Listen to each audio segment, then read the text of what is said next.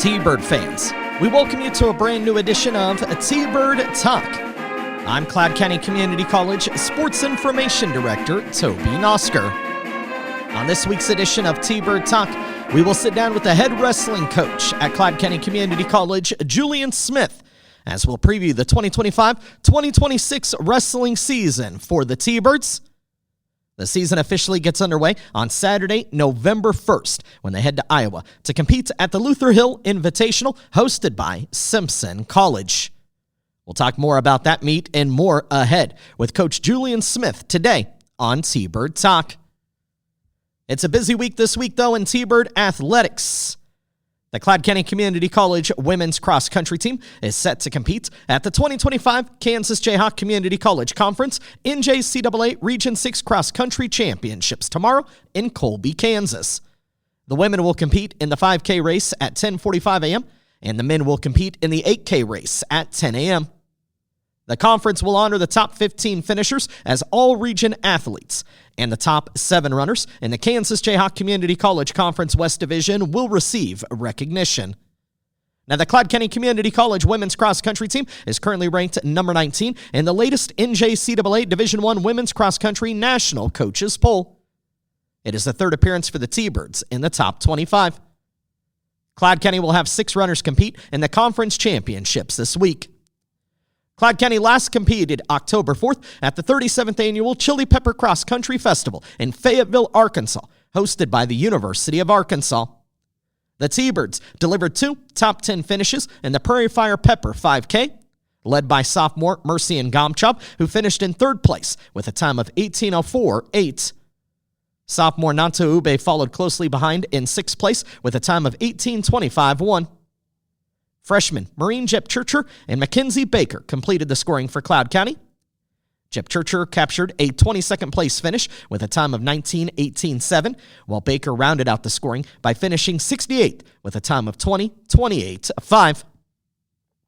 Now, last season, the T-Birds earned a 3rd place finish in the 2024 Kansas Jayhawk Community College Conference NJCAA Region 6 Cross Country Championships, paced by 3 runners who each recorded top 10 finishes in the region. Invini Nchike, now a junior distance runner at the University of Texas Rio Grande Valley, finished 3rd out of 72 runners in a time of 17:27.05, marking the fastest 5K time run by a Cloud County women's cross-country runner ever. Ngomchop finished 7th in the region standings a year ago with a time of 18:04.81, followed closely by Ube, who finished 9th with a time of 18:35.95. The Cloud County Community College men's cross-country team will also compete Friday in the 2025 Kansas Jayhawk Community College Conference NJCAA Region 6 Cross-Country Championships. The T-Bird men enter the postseason ranked number 24 in the NJCAA Division I Men's Cross Country National Coaches Poll. For them, it is also their 3rd appearance in the top 25. Now, the T-Bird men will have strong representation with 8 men's runners competing in the conference championships. The Cloud County men also last competed October 4th at the 37th Annual Chili Pepper Cross Country Festival. The T-Birds placed 8th in the Prairie Fire Pepper 8K. Sophomore Galasa Abdisa led the way for the T-Birds, placing 19th out of 256 competitors with a time of 26:26.5. Sophomore Aziz Ben Brahim was next to cross, finishing in 28th place with a time of 26:47.2. Freshman Davis Miltner closely followed in 35th place at 26:58.8. Freshman Jesus Baltazar's time of 29:14.5 was good for 114th. He was followed by sophomore Cody Sharp, who finished in 150th with a time of 29:57.2. Freshman Zeb Schultz was 159th with a time of 30:18.4, while freshman Corbin Dykes and Nicholas Johnson rounded out the scoring with times of 31:01 and 31:28.4, respectively. Now, live results for the conference championships will be provided by Black Squirrel Timing. A link is available at our website at cloudtbirds.com. Following the Kansas Jayhawk Community College Conference and Region 6 Cross Country Championships, the T-Birds next will head to the 2025 NJCAA Division I Cross Country Championships in Fort Dodge, Iowa on November 8th. The Cloud County Community College volleyball team is back at home for a Kansas Jayhawk Community College Conference matinee against Dodge City Community College this Saturday. The match is slated for a 3 p.m. start and will be streamed live on the T-Bird Sports Network at cloudtbirds.com. Saturday's match is also the annual Pink Out match to raise awareness of breast cancer. Fans are encouraged to wear pink to show their support for loved ones who have been affected by cancer. The match also marks the final time the T-Birds will play in Arley Bryant Gymnasium in 2025. Prior to the match, Cloud County will honor sophomore players Carly Colgren, Rachel Shakeen, Isa Da Silva, Beatrice Giusti, Addison Ogle, Tori Sanders, and Julianne Sandoval during an on-court presentation and ceremony, while sophomore team manager Elizabeth Schrog will also be recognized. Last time out, the Cloud County volleyball team dropped a tough 4-set battle to Seward County Community College Wednesday night in Arley Bryant Gymnasium. The T-Birds picked up a win in the first set before falling in the next 3 sets to drop the match, 25-18, 19-25, 19-25, 19-25. Cloud County now sits at 6-25 overall and 0-13 in Kansas Jayhawk Community College Conference action. A busy time for fall sports, and it's just as busy for the winter sports as they're gearing up for their seasons to begin next week. Up next, we chat with the head wrestling coach at Cloud County Community College, Julian Smith. This is T-Bird Talk. Are you a Kansas or Nebraska high school senior who's thinking about your next step after high school? If so, you qualify for Cloud County Community College's $500 early bird scholarship. All you have to do is visit campus before December 19th and have a GPA of 3.0 or higher, and you get a $500 scholarship guaranteed. So come visit Cloud and see why our students are Cloud proud. On your visit, you'll see our campus, meet with an academic advisor, and get a chance to have all your questions answered. Set up your campus visit today by giving us a call at 785-243-1435 extension 212 or visiting us online at cloud.edu/admissions. This week on T-Bird Talk, we're continuing our previews to the 2025-2026 winter sports year at Cloud County Community College in Concordia. And for the Cloud County Community College wrestling team, they will open up their 2025-2026 season as they travel up to Iowa for the Luther Hill Invitational. Joining us is the head wrestling coach at Cloud County Community College, Coach Julian Smith. And Coach, I know it's been a lengthy month of practice, a lot of off-season workout time that this team's put in as well. Finally staring down, though, the season opener coming up on November 1st. Are you and the guys ready? Yeah. The guys are ready to scrap, get out there and see how the season's going to go for us. Yeah. How tough is it? I mean, and we talk a little bit about this with other coaches, and I'm sure you're no different that, you coaches love the development side. You love to drill. You love to work in the practice room. And I'm sure the kids that's in some aspect enjoy it, but really they're here to compete. How grueling is it where you've got, a full month long of practice where, again, they're just going head to head against their own teammates with each other in the same environment, in the same room, getting better, hopefully, but again, desiring to want to get out on the mat and actually see some of their competition. Yeah. So, it's about a month of practice, and I feel like it's just not enough time. We've been getting better each day. Guys are learning new moves, new things that they thought they might have knew in high school to now they get to this college and like, hey, this is what works in college because the old high school ways don't work.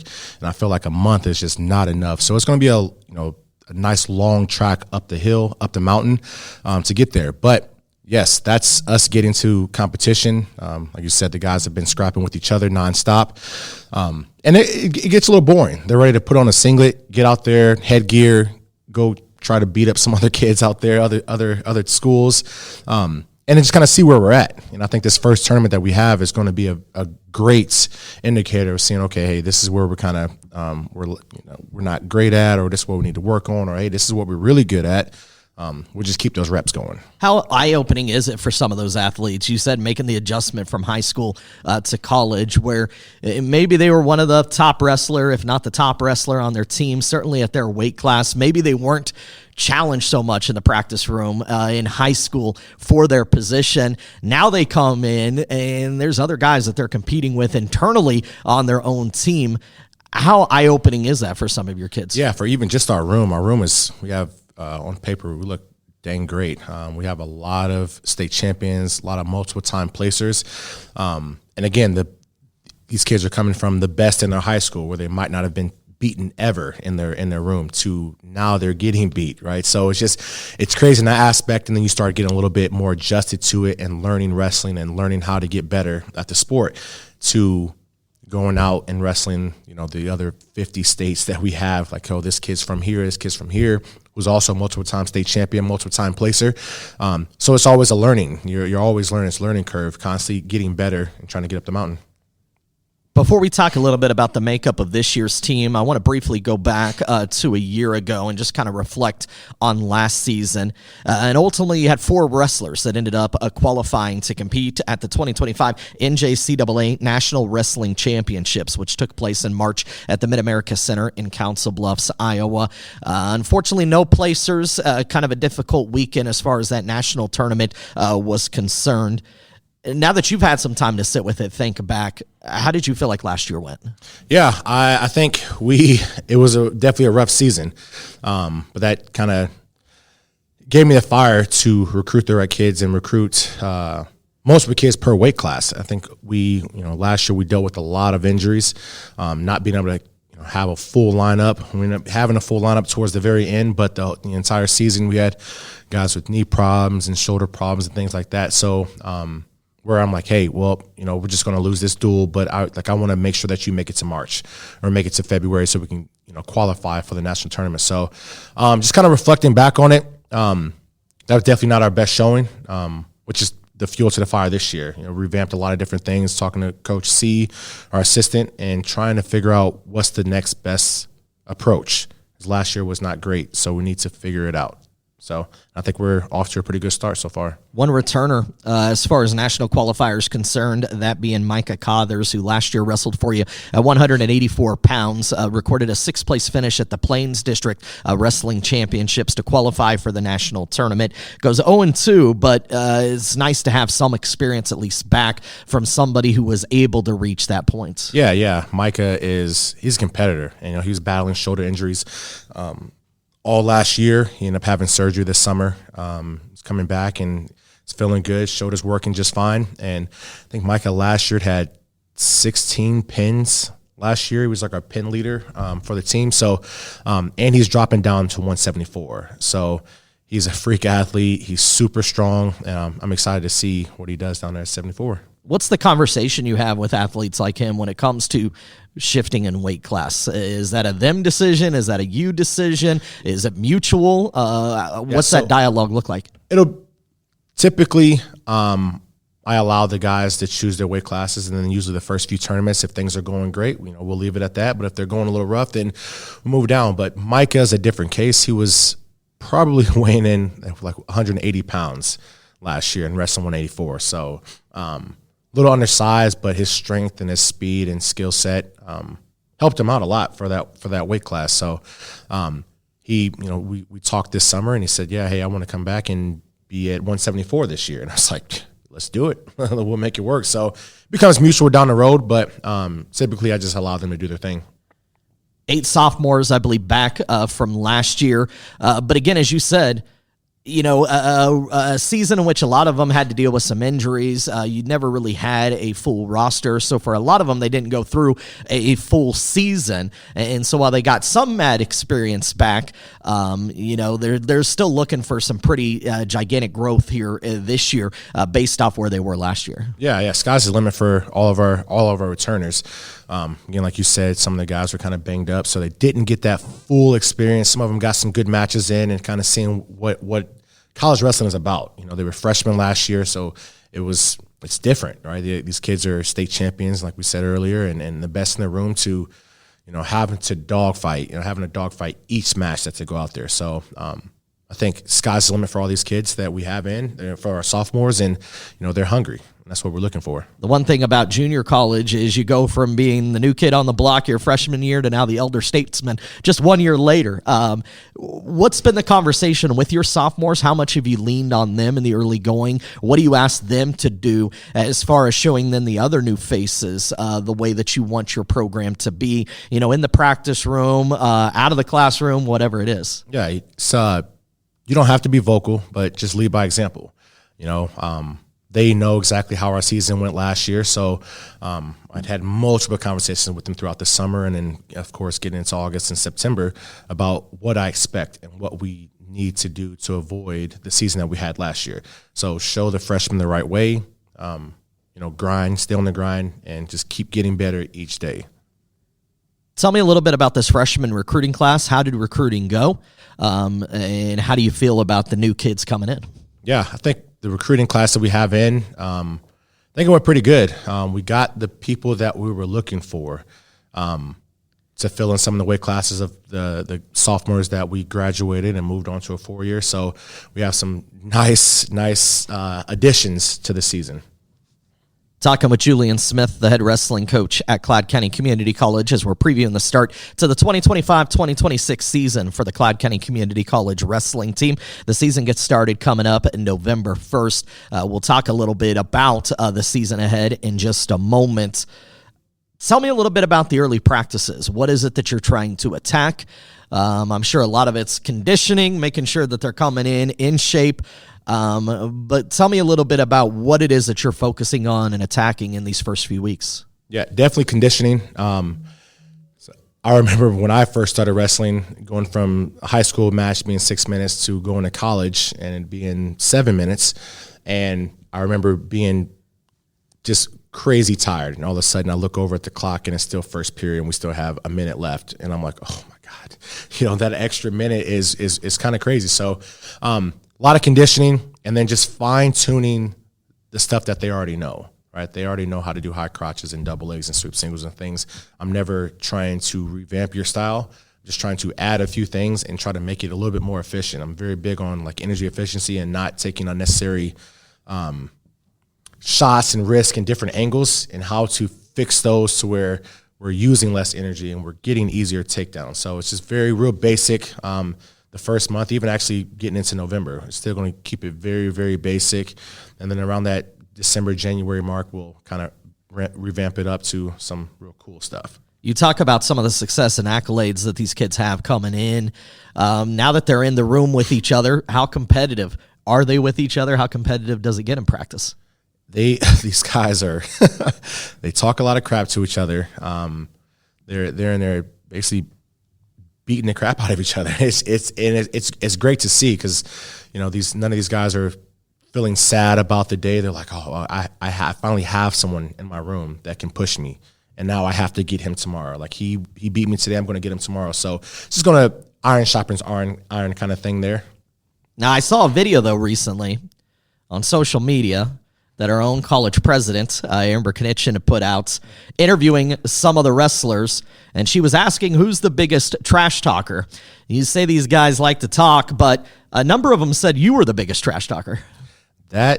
Yeah, and I'm upset that all of them didn't say that. I'm constantly doing some kind of mental and verbal warfare with the guys. It's all in fun.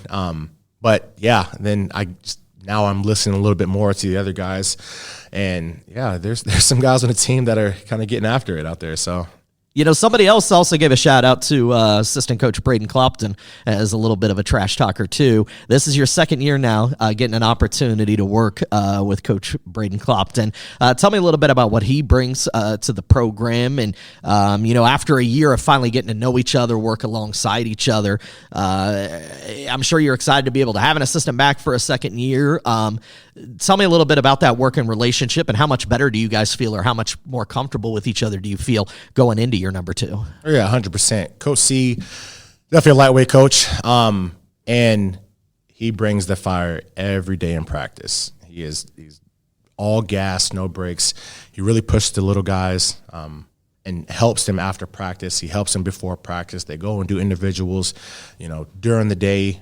He's just someone great to lean on, especially if I need to go off and run and go do this, recruit and go do that. I know that practice is going to be ran well, exactly how I would envision it would be. The guys are going to get the work in. And for myself, I'm a very neutral wrestler on my feet, and Coach C is a mat wrestler. Mat wrestling wasn't really my thing, so it's great to have that dynamic. So now we can make our wrestlers, 3D. Let's talk a little bit about the season ahead. As I said, it all begins coming up on Saturday, November 1st, as you make a trip up to Iowa to compete in the Luther Hill Invitational that's hosted by Simpson College. After that, you'll make a trip down to Tonkawa, Oklahoma for the Maverick Open hosted by Northern Oklahoma College at Tonkawa. You've got a couple of non-conference duels in the mix as far as the early part of the season is concerned. Of course, you'll be making trips back to the Grandview Open up in Iowa, the Eunice Hospitality Open in Kearney, Nebraska, and then as we return after the new year, there's always the NJCAA Coaches Association duels that take place in Oklahoma. Tell me a little bit about filling out the schedule, how you go about trying to pick what you want. How much do you want to see him in dual competition, especially if you can get some non-conference action before you jump into conference play coming up after the first of the new year. How much do you want to do, opens and invitationals and that sort of thing? Kind of tell me how you put this all together. Yeah, so how I set the schedule each year, I'm looking for the top dogs, the teams that are performing at the national tournament in that 1st to 10 range, and then we're finding the tournaments that they go to go and wrestle them. I don't like wrestling the same teams over and over again, which you kind of see happen often. Everyone goes to the same tournaments, and then we end up having to duel each other and things like that. So I think this first semester for our guys to get that full experience of being able to wrestle different kids and different styles of wrestling to get better, to know what it's like for the national tournament, I think we have to go and travel. So it's us moving to find these open tournaments with great teams, and even the 4 years that are at these tournaments. So that takes in account too of, all right, hey, well, my guys might want to move to a 4-year. Let's get them the exposure of not just Kansas teams or Oklahoma teams or Kansas or Nebraska, some Iowa teams, Michigan, Wisconsin, Illinois. So just giving those guys that opportunity to move on to a 4-year. So yeah, and I don't know that people fully appreciate you're one of the few programs, cross country, somebody that we've seen this fall where they'll go to a meet and race against Division I, Division II, Division III, NAIA, not just JUCO talent. And it could be the same for you in wrestling as well. So you can have a freshman stepping on the mat against somebody who may be a 3rd or 4th year collegiate wrestler. But as you said, you want them tested like that. Yeah. And it sucks. It sucks, but in order to get better, you have to go through that fire. You have to face adversity and know where we're like not great at and what we are great at. We have to get that. And the only way that's possible is the rest of these kids that are, leaps and bounds better than us on paper. Talking with Julian Smith, again, the head wrestling coach at Cloud County Community College, as we're previewing the start to the 2025-2026 season for the T-Bird wrestling team. As we're coming close to the season opening meet, as a whole, what would you say you like the most about this team right now? I'd say the bond. Every time I see, I'm walking around the school or I'm just out and about in the town, it's a group of guys together. They're always laughing. They're always giggling with each other. And even during practice, like it's focused, but you can see that they're having fun. And that's what I really care about. That's going to help the team bond, the team cohesion there. Hey, I need you to go win this match. Let's go win this match for the team, right? So now they're backing each other. They're in each other's corner, even if a bad match happened beforehand. So their bond is it's unreal. They hang out a lot. I want to head to our final 4 questions before we close out the interview today. And one of those kind of starting, based off the schedule that you have, the opportunity for these kids to see development take place. So for my first question, how do you, as a coach, kind of balance, individual athletic development versus individual success or team success? If you see a guy that goes out on the mat and takes on maybe somebody who is a 4-year collegiate wrestler, may not come out on top, and that's the goal, right? Everybody wants to get that W, but you see improvement even if the result doesn't go their way. How do you balance that? How do you communicate that with them? What's kind of the approach and conversations you have with your athletes when it comes to that? Yeah, so we do a lot of film. Because I know, especially, no one wants to lose a match. So, but there's always something great, especially if there's something that is great that happened in a match, like, hey, we got to this takedown, or we got to this leg, or that was a really nice setup, whatever it is. So we do film to highlight the great points. You have to have that that positive reinforcement. Like, hey, I know it didn't go the route that you wanted to, but we are constantly moving up this mountain. We're still moving there. So we're right there, but here's some of the things that we need to work on too, right? This, that, whatever it might be. So a lot of film, getting with them just to keep them positive. Like, hey, maybe I am getting better. So. And I wondered the same thing as it relates to, like these open and invites that you go to, because there was, certain events where a year ago, maybe a Mac Chambers was, reaching the finals and finishing first or second. But then there was a lot of guys that were having a disappointing day. It's kind of a roller coaster of emotions for all of them, and probably for you as a coach. And so how much do you celebrate Mac's, a guy like Mac's success versus, again, trying to work with those other guys that maybe didn't reach their goals but are still trying to push forward the next week? Yeah, so even our guys last year would see Mac's success, and we'd have conversations and different things like that of, man, I want to be there too. I want to be in the finals too, or I want to, win these dual match and things like that. And it's like, you can, right? It's Mac. This is what Mac does that makes him great. You can do this too and also be great, right? So it's constantly like, don't want to compare the two by any means. I'm like, hey, well, you need to be more like Mac. That might create some kind of resentment to him or whatever. But it's, hey, we can join him where he's at. If you want to get better in the sport, it's a lot of the extra work that you put in outside of the wrestling room, which Mac always did, which is why he had success and things like that last year, his first 2 years. So let's do this. We'll create a game plan for him, and he follows it. Question number 2. Obviously, when you're recruiting talent into the program, you're looking at their wrestling skill, their background, the success that they've had.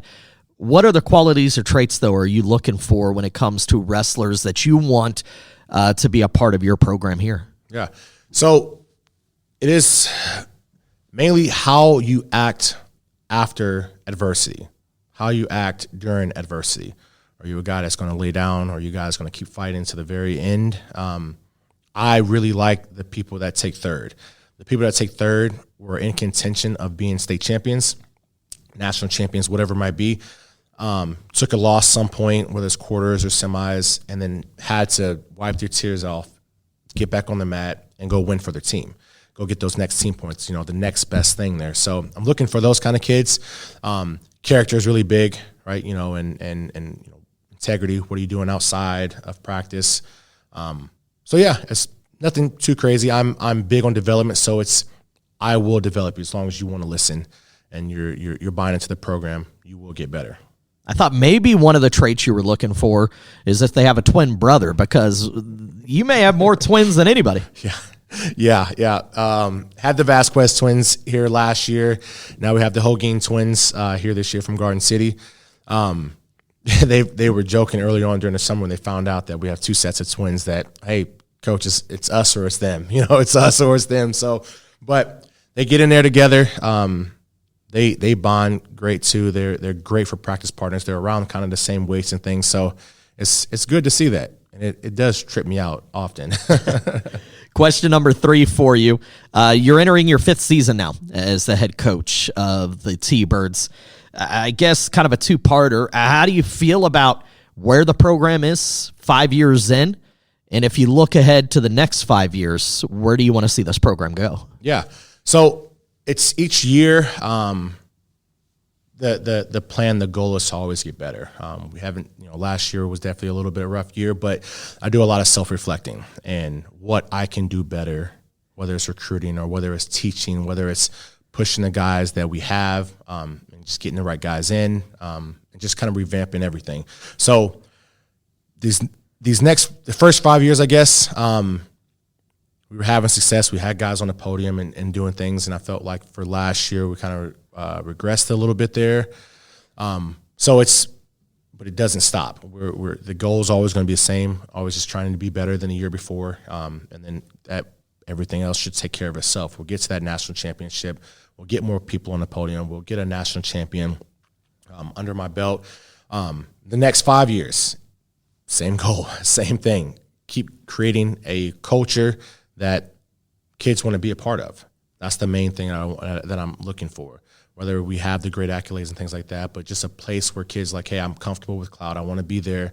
I love Coach C. I love Coach Smith, and I feel like I can be successful there. You said you did a little self-reflection.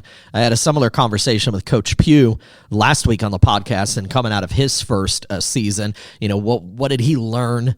Where does he feel like he could be better, in year number 2? You're going into year number 5, but as you said, you feel like maybe things kind of regressed a little bit. What do you feel like you learned from that season, and where do you feel like you personally can be better? I think, and I've actually been listening to a lot of Division I coaches talking, and it's mainly picking and choosing your battles. I know when I was competing, and I have that in my head, and that's how I kind of operate, because it's what I know is we're going everywhere. We're going to wrestle everybody. We're going to go to every tournament possible, and we're not going to have any days off.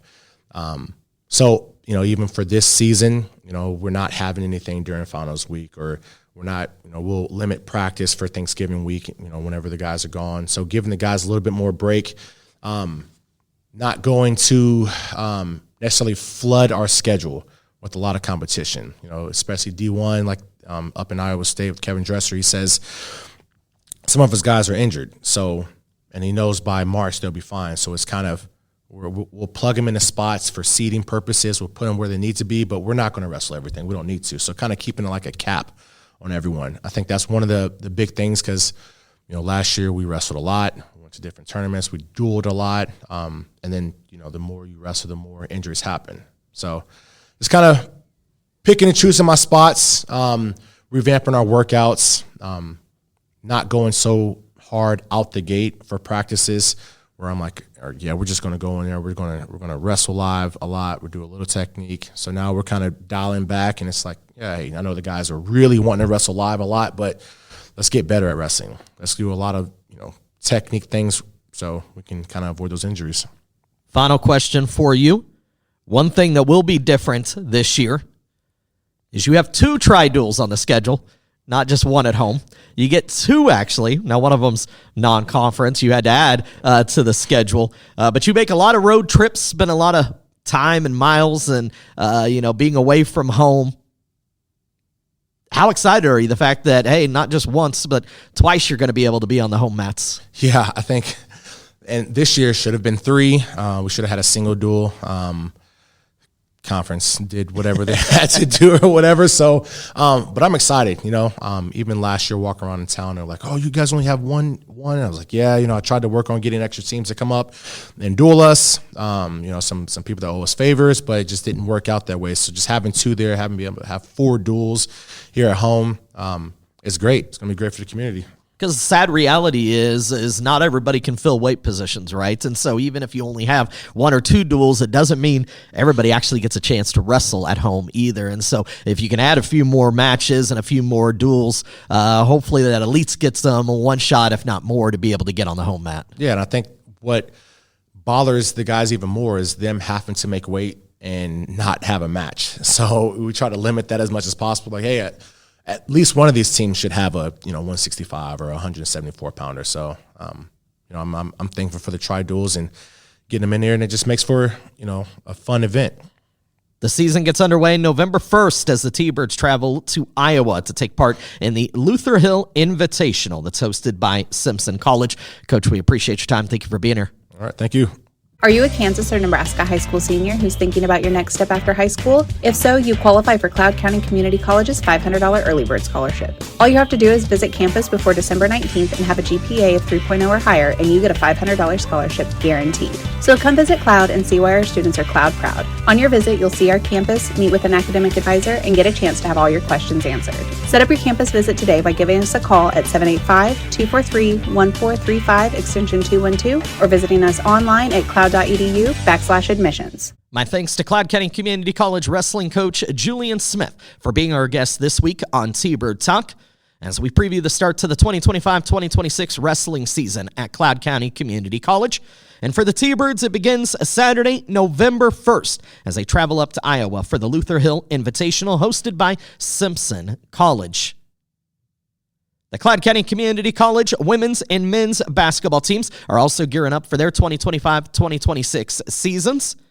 Both teams have been picked to finish 9th in the 2025-2026 Kansas Jayhawk Community College Conference Division I women's basketball and men's basketball predicted order of finish polls. You can read more about that up at cloudtbirds.com. Now, 8 days from now, the Cloud County Community College men tip off their 2025-2026 season as they compete at the Meridian Credit Union Classic in Iowa, hosted by Indian Hills Community College. On Friday, October 31st at 4:30 p.m., the T-Birds will match up with William Penn University JV. And then on Saturday, November 1st at 3:30 p.m., Cloud County will take on the host school, Indian Hills Community College. For the Cloud County Community College women's basketball team, they'll tip off their campaign at home as they will host Concordia University JV on Saturday, November 1st at 2 p.m. in Arley Bryant Gymnasium. Live coverage of that game will be streamed live on the T-Bird Sports Network at cloudtbirds.com. Next week on T-Bird Talk, we'll preview the start to the 2025-2026 women's basketball season when we sit down with their head coach, Hall of Famer Brett Erkenbrack. New episodes of T-Bird Talk drop each Thursday, so make sure you are subscribed on your favorite podcast platform. T-Bird Talk is a production of the Cloud County Community College Athletic Department.